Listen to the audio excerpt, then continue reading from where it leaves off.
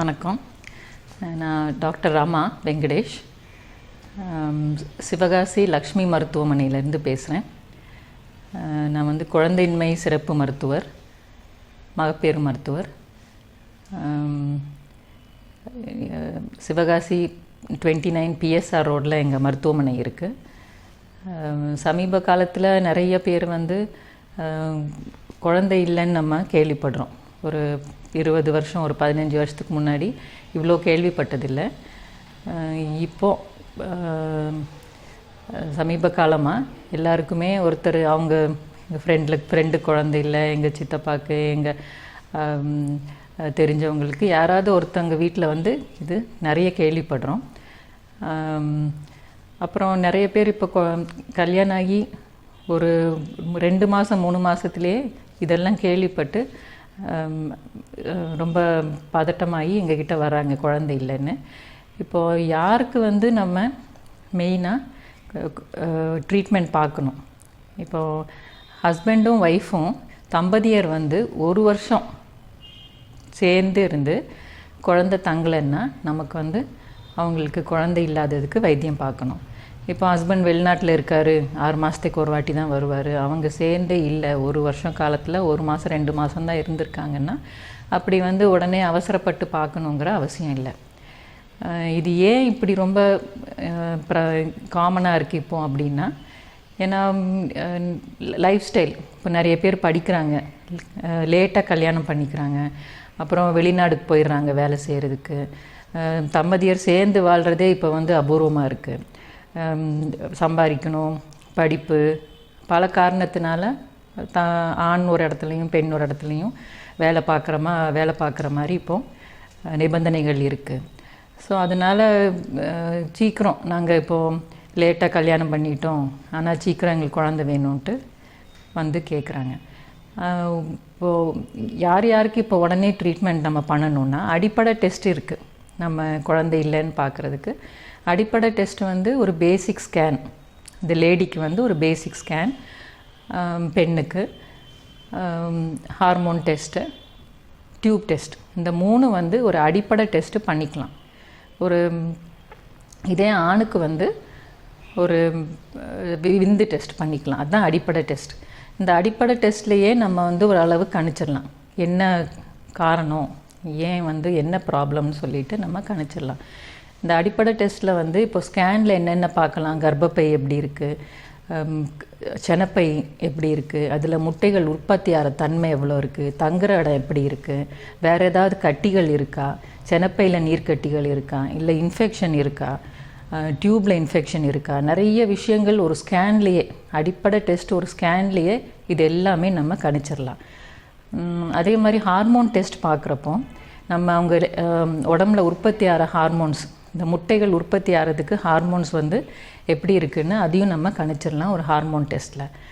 அப்புறம் அவங்க உடம்புல இன்ஃபெக்ஷன் இருக்கான்னு பிளட் டெஸ்ட்டு, இந்த பேசிக் டெஸ்ட்டில் இது எல்லாமே பார்த்துடலாம். அதே மாதிரி ஆணுக்கு ஒரே விந்து டெஸ்ட்டில் எவ்வளோ அணுக்கள் உற்பத்தி ஆகிற தன்மை இருக்குது, அந்த உயிரோட்டம் உள்ள அணுக்கள் எவ்வளோ இருக்குது, அந்த மார்ஃபாலஜின்னு சொல்லுவோம். இப்போ ஒரு ஆளை பார்த்தா அவர் கை எப்படி இருக்குது, கால் இருக்கிற மாதிரி நமக்கு அந்த ஸ்பெர்மில் வந்து இந்த விந்தில் வந்து எப்படி இருக்குது, அதுக்கு டெயில் இருக்கும், ஹெட் இருக்கும், உடம்புன்னு இருக்கும் இந்த ஸ்பெர்முக்கு. அதில் ஏதாவது டிஃபெக்ட் இருக்கா, இறந்த அணுக்கள் நிறையா இருக்கா, இன்ஃபெக்ஷன் இருக்கா, இந்த மாதிரி நிறைய விஷயங்கள் ஒரு விந்து டெஸ்ட்டில் நம்ம கணிச்சிடலாம். ஸோ இந்த ஒரு நல்ல சென்டரில் இந்த பேசிக் ஸ்கேனும் விந்து டெஸ்ட்டும் பார்த்துட்டா நமக்கு அடிப்படையில் நம்ம என்ன ப்ராப்ளம்னு நம்ம கணிச்சிக்கலாம். இப்போது ஒரு மேஜர் ப்ராப்ளம் வந்து இந்த பெண்களுக்கு வந்து பிசிஓங்கிற ப்ராப்ளம் வந்து நிறைய இருக்குது. நீங்கள் கேள்விப்பட்டிருப்பீங்க. டீனேஜர்ஸ்க்கு ஒரு 15 வயசுலேருந்தே ஆரம்பிச்சிருது இந்த ப்ராப்ளம். எப்போ வயசுக்கு வராங்களோ இந்த பிசிஓங்கிறது நீர்க்கட்டிங்கிறதுன்னு கேள்விப்பட்டிருப்பீங்க. ஒரு ஓபியில் 10 கேஸ் வந்தால் 7-8 கேஸ் இப்போது நீர்க்கட்டின்னு வர்றாங்க. நீர்க்கட்டின்னா அது பெரிய பெரிய கட்டிகள் கிடையாது, அது வந்து சின்ன கொப்பளம் மாதிரி. அந்த ஓவரியில் இருக்கிற செனப்பையில் இருக்கிற முட்டைகள் வந்து வளர்ச்சி அடையாமல் குட்டியாக இருக்கிற அந்த ஃபாலிக்கல்ஸ் தான் நீர்க்கட்டின்னு சொல்கிறது. அது கட்டிகள் கிடையாது, பயப்பட வேணாம். பெரிய கட்டிகள் என் உடம்புல கட்டி இருக்கான்னு வராங்க. இது ஏன் இந்த பிசிஓ பாலிசிஸ்டிக் ஓவரி அதோட விரிவாக்கம் அது என்னென்னா இப்போ வந்து வாழ்க்கை நடைமுறை அதாவது லைஃப் ஸ்டைல் வந்து மாடிஃபிகேஷன் இப்போ ரொம்ப ஆயிடுச்சு. நிறைய வேலைகள் இல்லை, வீட்டு வேலைகள் கிடையாது. அதே மாதிரி நம்ம நடக்கிறது ரொம்ப குறைஞ்சிருச்சு. நம்ம எல்லாமே வாகனத்தில் தான் போகிறோம். உணவுமே நம்ம சாப்பிட்றது நிறைய கார்போஹைட்ரேட்ஸும் ஃபேட்ஸும், அதாவது மாவு சத்தும் கொழுப்பு சத்தும் நிறைய சாப்பிட்றோம். புரத சத்தும் நம்ம விட்டமின்ஸ் மினரல்ஸை வந்து குறைச்சிட்டோம். புரத சத்துன்னா அந்த காலத்தில் பாட்டிமாருங்கள்லாம் கேள்விப்பட்டிருப்பீங்க. இந்த மாதிரி நம்ம கம்பு, கேப்பை, கோதுமை அந்த மாதிரி உணவுகள் வந்து இப்போ நிறைய குறைஞ்சி போச்சு. இப்போ நம்ம சாப்பிட்றது மெயினாக மைதா, சப்பாத்தி, இந்த பரோட்டா ரொம்ப இஷ்டமாக சாப்பிட்றாங்க கடைக்கு போய். சிக்கன் நல்லா, கோழி நல்லா விருப்பமாக சாப்பிட்றாங்க.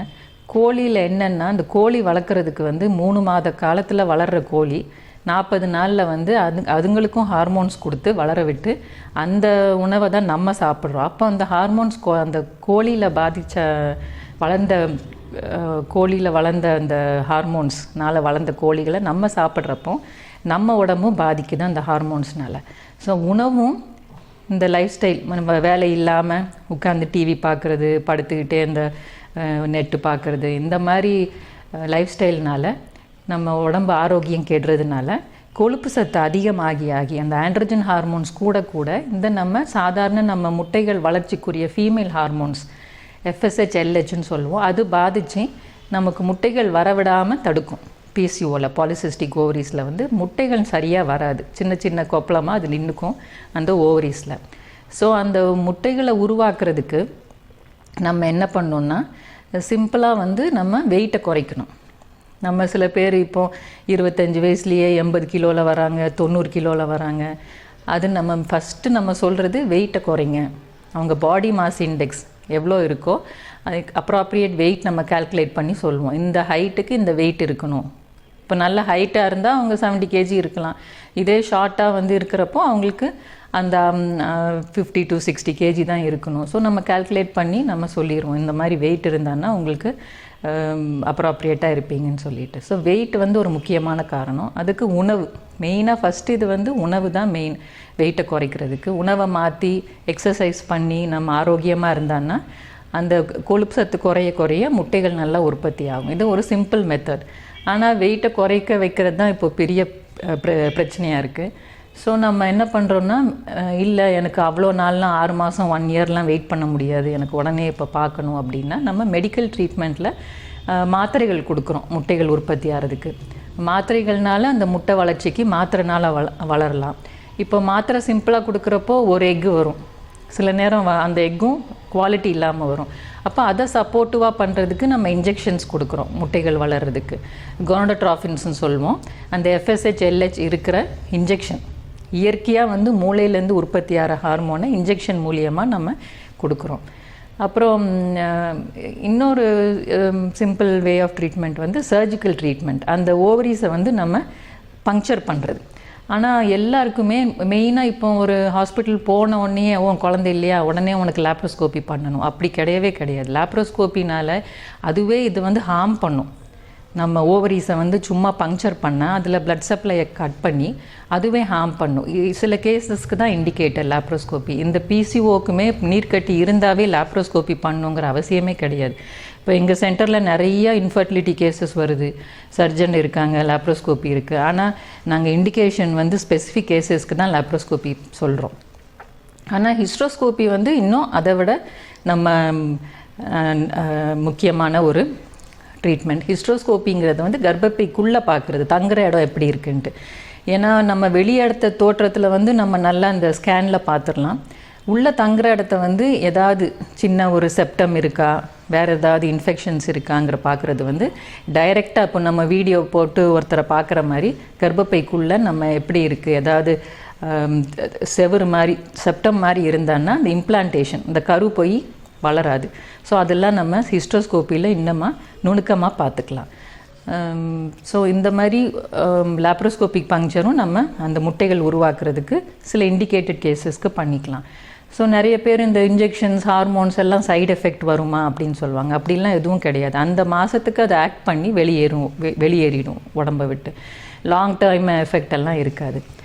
அப்போது அடுத்து முக்கியமான டெஸ்ட் வந்து டியூபல் பேட்டன்சி, அதாவது கருக்குழாய் அடப்பு இருக்காங்கிறது. ஏன்னா அந்த கருக்குழாயில் தான் மெயினாக வந்து செனப்பையிலேருந்து முட்டைகள் வெளியேறி விந்து போய் சேர்கிற இடம் வந்து கருக்குழாய். அந்த கருக்குழாயில் தான் ஃபர்டிலைசேஷன் ஆகும்.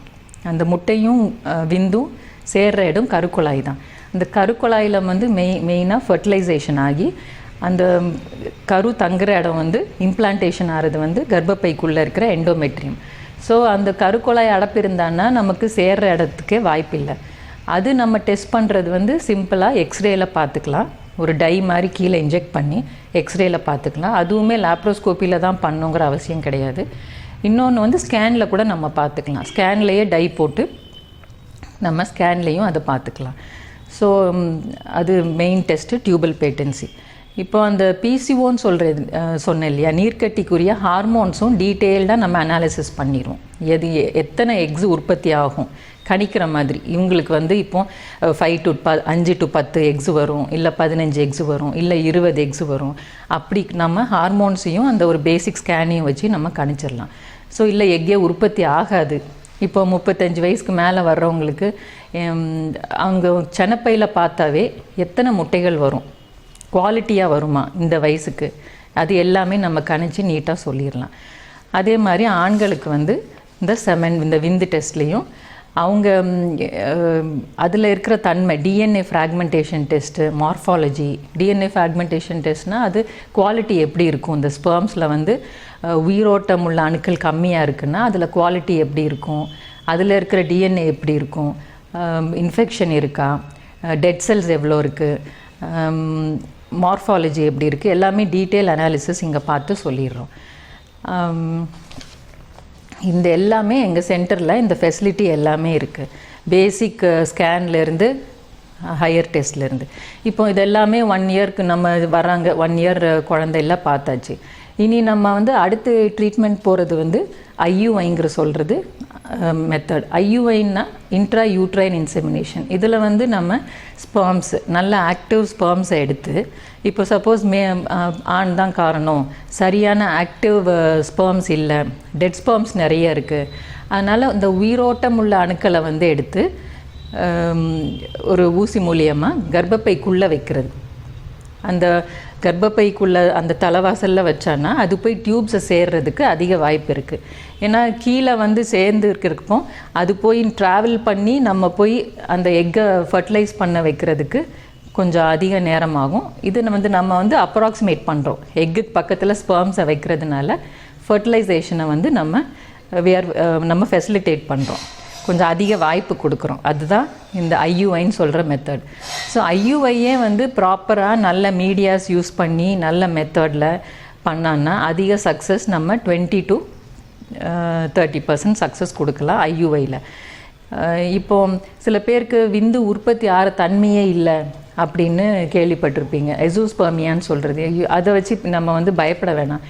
இப்போ அப்ஸ்ட்ரக்டிவ் எசூஸ்பெர்மியா, நான் அப்ஸ்ட்ரக்டிவ்னு இருக்குது. அப்ஸ்ட்ரக்டிவ்னா அது அடப்பு இருக்கும், அதனால் வெளியேறாது விந்து. அப்போது அடப்பு இருக்குன்னா அந்த கொட்டைகள் உற்பத்தி ஆகிற இடத்துலையே இருந்தேவும் நம்ம அணுக்களை எடுத்து ஊசி மூலியமாக எடுத்து டிசாங்கிற மெத்தடில் எடுத்து, இது எல்லாமே ஹையர் ட்ரீட்மெண்ட்ஸ், ஐவிஎஃப் ட்ரீட்மெண்ட், அந்த இதில் இந்த மெத்தட்ஸ் எல்லாம் வரும். அது எல்லாமே எங்கள் சென்டரில் பண்ணுறோம்.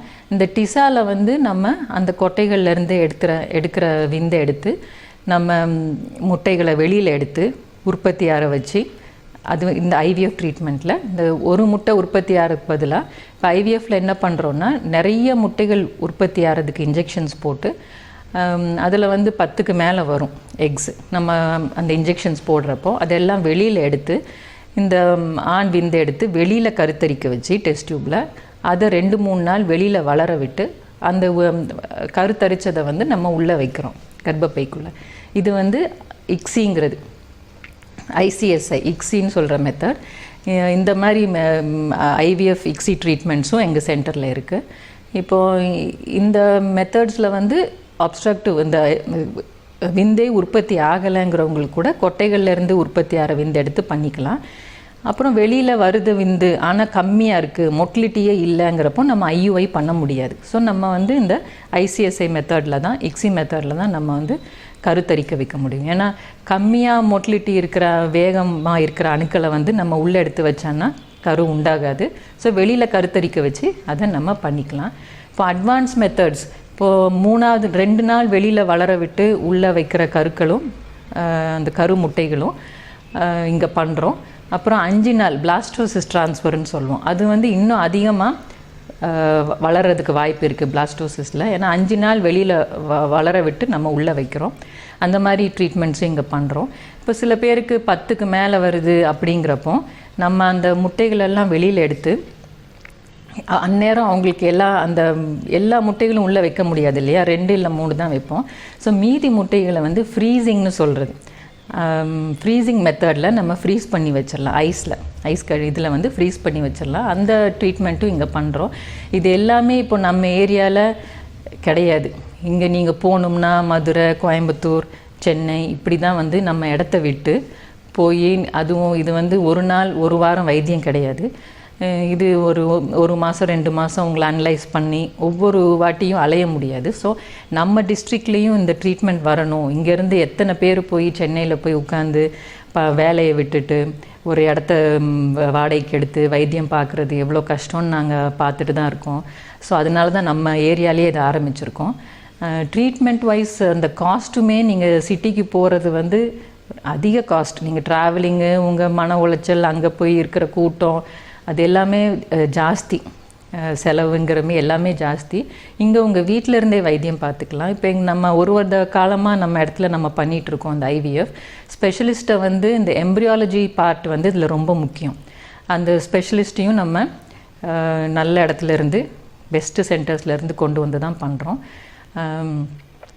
ஸோ இங்கே வந்து நம்ம நிறைய சக்ஸஸ் ஆகிருக்கு எங்கள் சென்டரில். நல்ல ஒரு லேப் எப்படி அமைக்கணுமோ, நம்ம சென்னையில் பாம்பேயில் எப்படி ஒரு லேப் இருக்கோ அதே மாதிரி லேப் எங்கள் சென்டரில் நல்ல கருவிகள்னால் நம்ம செட் பண்ணியிருக்கோம். லக்ஷ்மி மருத்துவமனையில் நிறைய பேர் பயனடைஞ்சிருக்காங்க இதனால். அதை நான் பெருமையாக சொல்லிக்கிறேன். இப்போ இன்னும்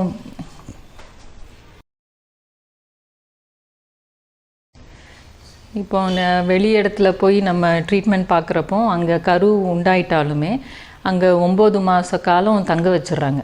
டெலிவரி வரைக்கும் அங்கே தான் இருக்கணும், நீங்கள் எங்கேயும் நகரக்கூடாது, ட்ராவல் பண்ணக்கூடாதுன்னு சொல்லிட்டு. ஸோ ஒரு வருஷ கணக்கில் போய் நம்ம ஊரை விட்டுட்டு வெளியூரில் இருந்து வைத்தியம் பார்க்குறது எவ்வளோ ஒரு மன ரீதியாகவும்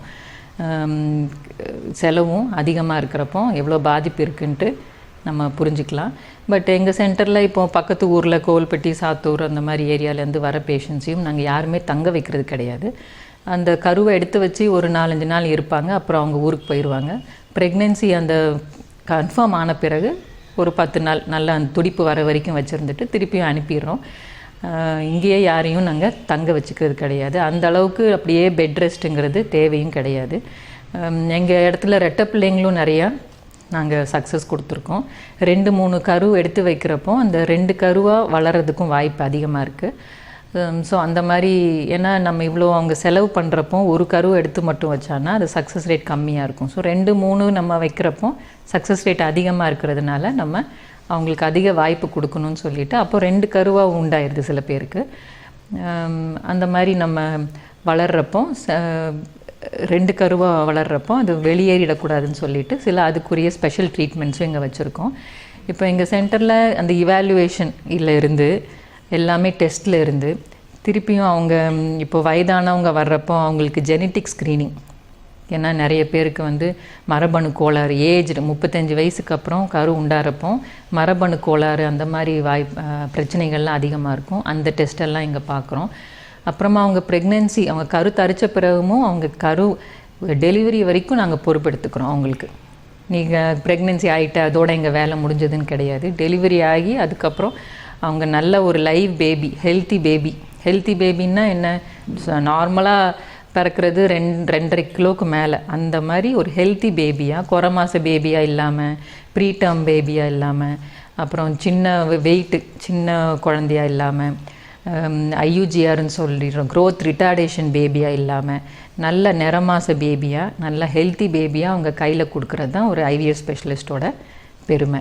அந்த இதை நாங்கள் இங்கே பண்ணிகிட்ருக்கோம். ரெட்டை பிள்ளைங்களாக இருந்தாலும் எந்த வயதாக இருந்தாலும் நல்ல ஒரு ஹெல்த்தி பேபியாக நாங்கள் டெலிவரி பண்ணி கொடுக்குறோம். அவங்களுக்கு சுகர், டயபெட்டிஸ் எல்லாமே ஒரு வயசாக ஆக இந்த மாதிரி காம்ப்ளிகேஷன்ஸும் இருக்குது. அதுவும் நாங்கள் ஆக்டிவாக மேனேஜ் பண்ணி ஹை ரிஸ்க் ப்ரெக்னென்சியை நாங்கள் டீல் பண்ணுறோம்.